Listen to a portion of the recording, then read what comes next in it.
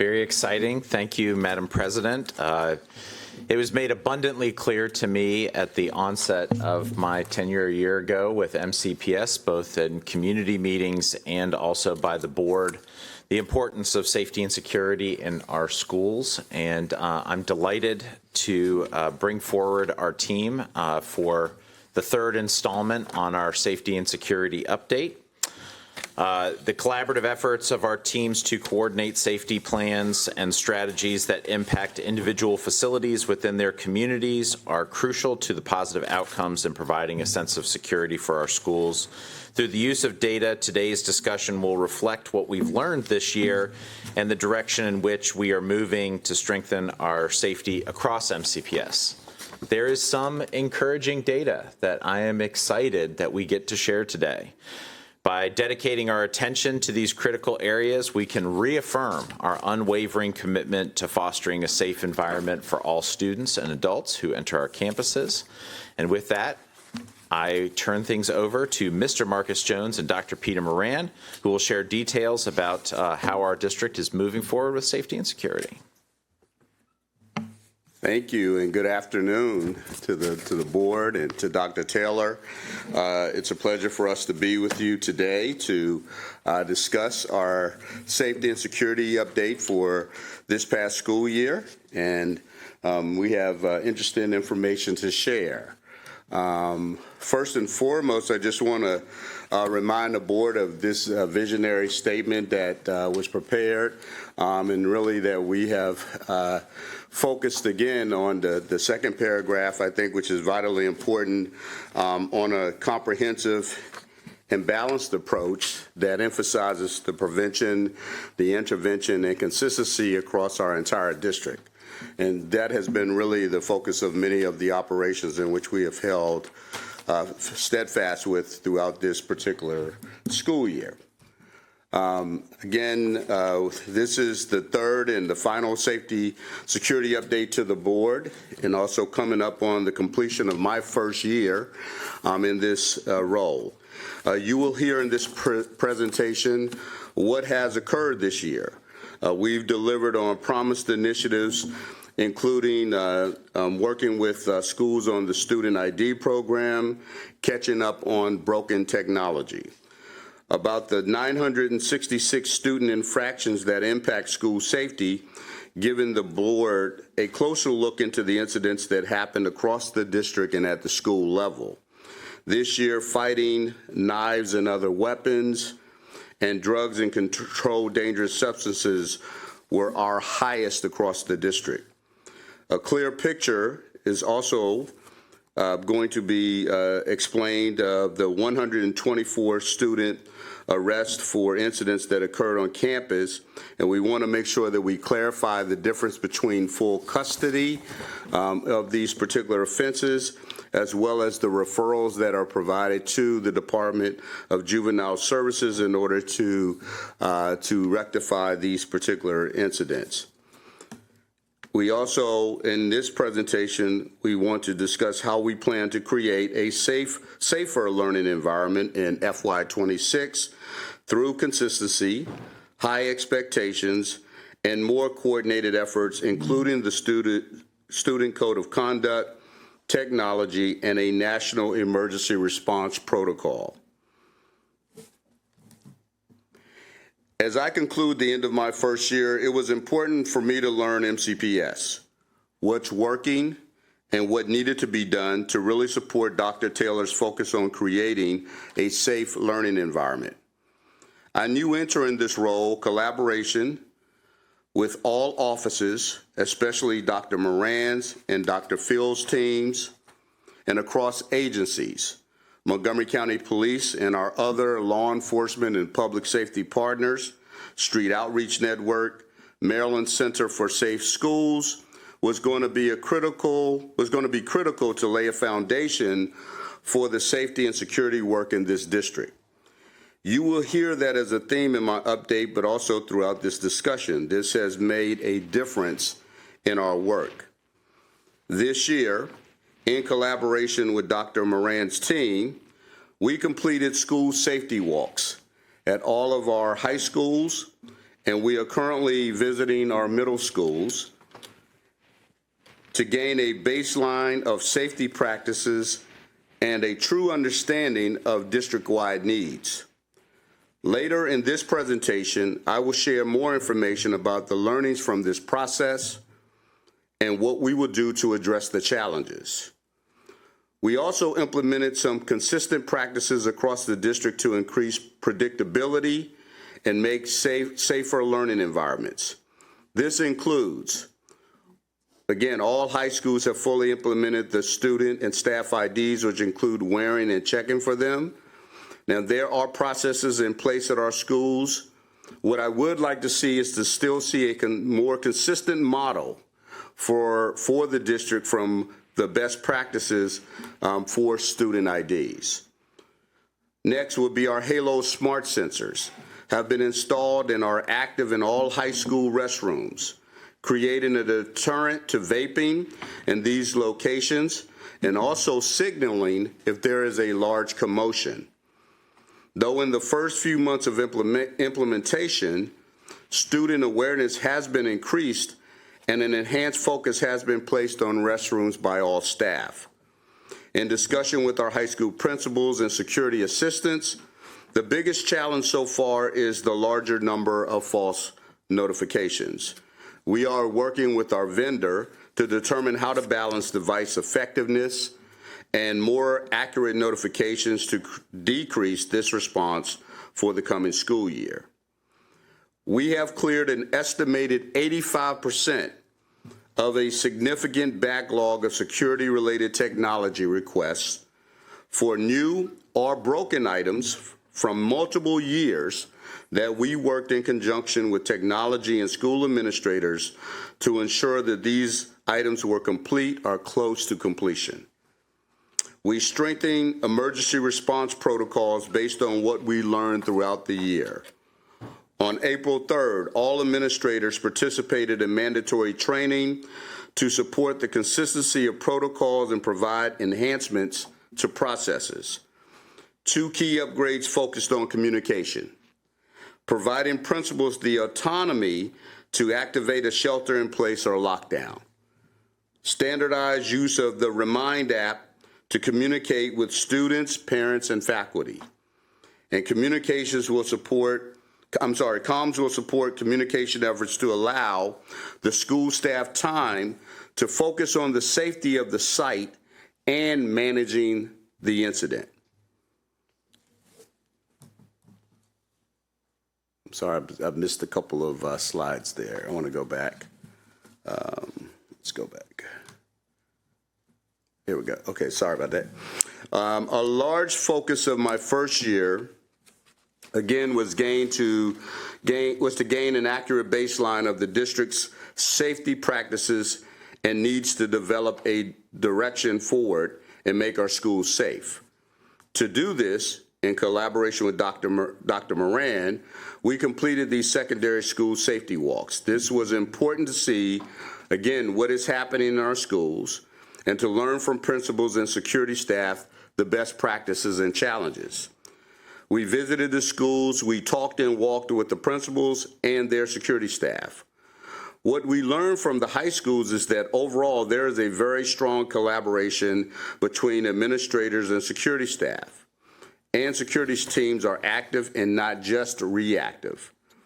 Though each school is unique, our approach, again, should be consistent across our schools. The board has asked for more accurate and transparent data about student arrests. In collaboration with Montgomery County Police, we did this. This year, the data is more accurate. The data is more accurate identification of our students' race and gender. And I want to thank the Montgomery County Police Department for this information and providing a deeper analysis. The data on the slide shows 124 total arrests for offenses that occurred on school property. We have included the full custody arrest and the DJS referrals, whereas in the past, the report to the board only included the full custody arrest on campus. So the difference is, as you can note, is that, again, that the full custody arrest notes that it's a student that's physically taken into police custody, and this is done also within the realms of the memorandum of understanding that we have with the police department. The DJS referrals, that is, again, the Department of Juvenile Services, these are reports where police does not have the power to make an arrest but has enough probable cause to charge a student with an offense that occurred on campus. Those cases are then sent through the police department to the Department of Juvenile Services, which at that point makes a decision on whether cases should be sent to a diversion program or those cases are sent to the Montgomery County State's Attorney's Office for prosecution. That data is not kept within MCPS security. Though police also provided this provided this data, we double-checked as their reporting standard about race and ethnicity. Sorry, I got tongue-tied a little bit. Does not align with how MCPS identifies it in Synergy. So, for example, Montgomery County Police does not treat Hispanic/Latino as a race and ethnicity. Mm-hmm. They did this through their reporting figures. They do it through the FBI standards. Mm-hmm. So again, it is usually it's white and it's black. Mm-hmm. And if it is of Latino descent, those are then deciphered out from that perspective. Okay. Mm-hmm. Again, this shows the physical arrest numbers. You can see in 2022 to 23 that the numbers were 57. Going into 23 to 24, the numbers decreased to 14. These are, again, in custody arrest. And then this particular school year, as of the May 21st date of 2025, we have 7 physical arrests for this current school year. Okay.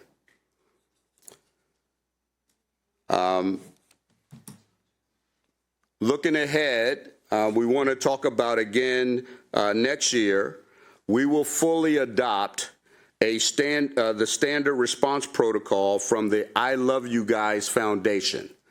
This is a nationally recognized model designed to enhance school safety in crisis response. This model also includes parent-child reunification.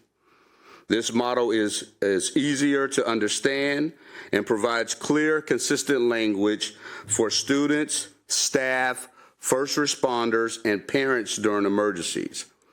All school-based administrators will be trained at the August ANS. All school staff will be trained during pre-service week, and families will receive information at the start of the year.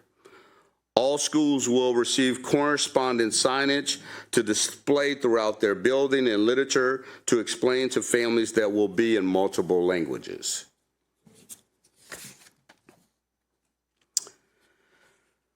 And from my safety walks, discussion with principals and overall assessment of MCPS school safety needs, there are 2 major initiatives for next year that will standardize school safety. One will be mandatory training for our security staff. It is really important to me that our security assistants don't just have technical training, such as CPR and de-escalation practices, but that they are able to apply it and effectively navigate the nuances that occur in the schools. Our securities must have a professional development track that will increase consistency in practices across all schools, give them a level of confidence to be proactive and make decisions on the spot and in the best interest of safety for the learning environment. Next year, there will be 2 forms of mandatory training for security assistants. I believe these training structures will make a difference. First, we are implementing a 2-day onboarding program for any new security assistant or security assistant changing to a different school. Day one will include review of emergency preparedness, the cell phone policy, legal guidelines, and collaboration with the CEOs. Day two will be on-the-job training at a school with other security assistants, cluster coordinators, and a panel discussion with their peers. The second form of mandatory training will be quarterly hands-on learning opportunities by cluster. The security assistants from a cluster will come together once a quarter to walk through a school, do peer reflection, and learn coverage and practice. They will also share information about what is occurring in their particular clusters at other schools that also may impact their school and the school population. Again, this will be led by our cluster security coordinators who are members of the cross-functional teams and will know specifically the needs of each school team and the trends in the cluster. The second is a strategic and predictable approach to technology infrastructure. While we were able to clear the backlog of requests and needs and were able to outfit all elementary schools with cameras within the last 3 years, along with looking into other countermeasures to support our schools' building infrastructure through a multi-year modernization plan aligned with industry standards. This approach will also allow MCPS to have a long-range fiscal outlook on the cost and the upkeep and determine if funds are associated with the operating, capital improvement, or grant funds. At this time, I will pass it to Dr. Moran, who will talk more specifically about student infractions that impact student safety. All right, thank you, Chief Jones. All right, so we showed the board a similar chart in January when we did our mid-year check-in with you regarding serious incidents. So this chart shows the top student infractions that disrupt the school operations. I want to just make sure that you recognize it does not include all infractions like cutting class, disruption, inappropriate use of personal devices, or incidents that require medical attention or medical emergencies that do not directly impact school safety. I want to provide some context also regarding serious incidents or infractions that impact the school safety, and specifically just pull the language right from our policy, right? A serious incident is any event on school property or during a school-related activity that poses a significant concern to safety, health, security, or discipline, and may involve an emergency response, police involvement, or impact normal school operations. So right here on this slide, we are looking at specific serious incidents that account for the top 5 infractions impacting school safety. These incidents are possession of a knife, bomb threats, fighting or attack on others, drugs or controlled substances, and trespassing. For these specific infractions, there were 1,069 during the 2023-2024 school year, decreasing to 966 infractions this school year. With over 160,000 students attending Montgomery County Public Schools, I think it's important to consider the low number of these infractions. We have students, for the most part, that are doing a fantastic job making great choices every day at school.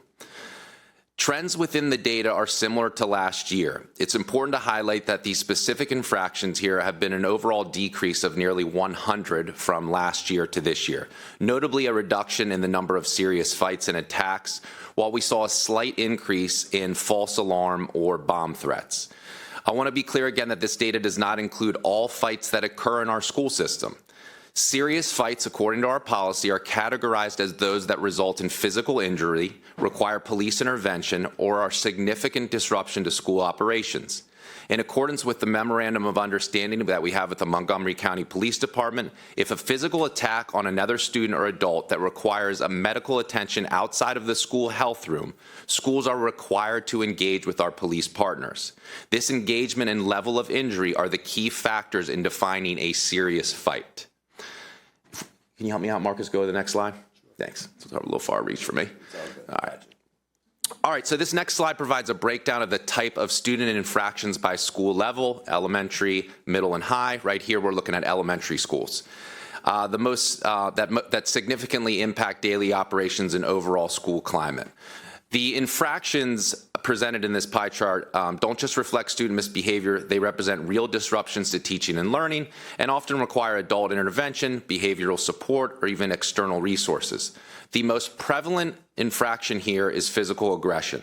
This is not unexpected developmentally, but when left unaddressed, it escalates into patterns, and as I shared, we are focused on prevention and high expectations for our students, as we discussed in a previous presentation and discussion. Other concerns like disruption impact the learning environment for all students, often prompting the need for team-based interventions or support from behavioral specialists. Next slide. So here we're looking at middle school. All right, so we see some concerning data here with our middle schools. The data shows rising trends in disrespect, fighting, and knives and weapons. We see an increase in fighting and weapons-related incidents, particularly knives or other objects. This level often presents higher behavioral volatility, meaning our middle schools need robust restorative structures, consistent routines, and proactive student support teams. I will say, to connect with what Dr. Taylor said about our school leadership academy, our summer leadership academy. This was a significant piece of discussion today about restorative approaches, specifically at the middle school level. Middle school is a critical time for us to identify developmentally and, of course, boundary testing from our students. So consistent structures are especially important here. If we go to the next slide, Marcus. Thank you. All right, so now we get to high schools. In high schools, the most serious infractions emerge: threats, weapons possession, drug-related behavior, and physical altercation. These are the types of incidents that most often meet the threshold of a serious incident as defined by our policy in Montgomery County Public Schools and with our Memorandum of Understanding with Montgomery County Police Department. They often involve interventions and support and disrupt normal school operations. All this data, as well as the data Chief Jones shared, help drive decisions around where to place additional security, deploy cross-functional teams, and provide mental health and behavioral support needed for our schools. We go to the next slide. So a major next step is the revised Student Code of Conduct, as we've discussed previously, launching in the 2025-2026 school year. The revisions are to clarify behavioral categories and definitions, prioritize preventative and restorative practices, and provide a revised response matrix and standardized investigative process across all 211 schools. I'm happy to report that all of our administrators, principals, assistant school administrators, central office staff, all received this training over the past 2 days. And it was actually very well received. A lot of great questions, went through scenarios with all of our principals to really process through and talk about best practices in a lot of these incidents. These revisions reaffirm our commitment to safe, equitable learning environments, clear behavioral expectations, and strong partnerships between schools, students, and families. We will focus on restorative approaches. Like I shared last month, this is not just a practice, it is a mindset. Our updates move it from a strategy to a central component of our disciplinary approach. In the operating budget, you'll see the new Office of Student Conduct and Appeals. The addition will support our system accountability by ensuring school-based actions are reviewed with fidelity to policy and legal guidelines. When applied with fidelity, restorative approaches rebuild trust, promote accountability, and repair harm in a way that punitive measures often cannot. We are investing in ongoing professional development to ensure staff are equipped to lead restorative conversations to help students take meaningful ownership of their actions. Again, not calling in a squad of people to help, but as Dr. Taylor has talked about, teaching people to fish, teaching restorative approaches so that they become a natural part of every school's culture. All school-based staff will receive training on the updated Student Code of Conduct, including restorative practices and tiered behavior responses as part of the required annual compliance modules. Just as I said, we did receive training today from all of our principals. Schools will embed discussions of the new behavior expectations during student orientations the first week of school. We are making it a mandated expectation across all of our schools that this information is covered with every single student the first week of school, not the second week of school, the first week of school. Really trying to make it a digestible information as well, not going through that elaborate document, but pulling out the main ideas, main changes to ensure that everyone walks away with exactly the same information. Again, homeroom lessons, advisory is also an opportunity to do this to ensure students understand their rights, their responsibilities, and potential consequences. Families will receive information through multiple platforms, including printed guides, schools newsletters, websites, and community info sessions to reinforce a shared understanding and partnership in student success. As we look forward to FY26, we're expanding our commitment to school safety through full implementation of the standard response protocol at every school, which we introduced to our principals today. So we're using our runway very intelligently to begin those conversations before we even flip over, so that they have that information to begin to talk with their instructional leadership teams and staff about. Revised student code of conduct with new training for all staff. Additional training for security assistants and administrators on restorative approaches and incident de-escalation, and enhanced monitoring through our new student conduct and appeals office. Lastly, just want to say our cross-functional teams will support implementation, gather school-based feedback, and help problem solve in real time. We have made important progress, but true safety means every single student feels seen, supported, and ready to learn. Our shared responsibility is to continue aligning our practices, policies, and people toward that goal. Next slide. All right, so we'll turn it back over to you, Madam President, for questions.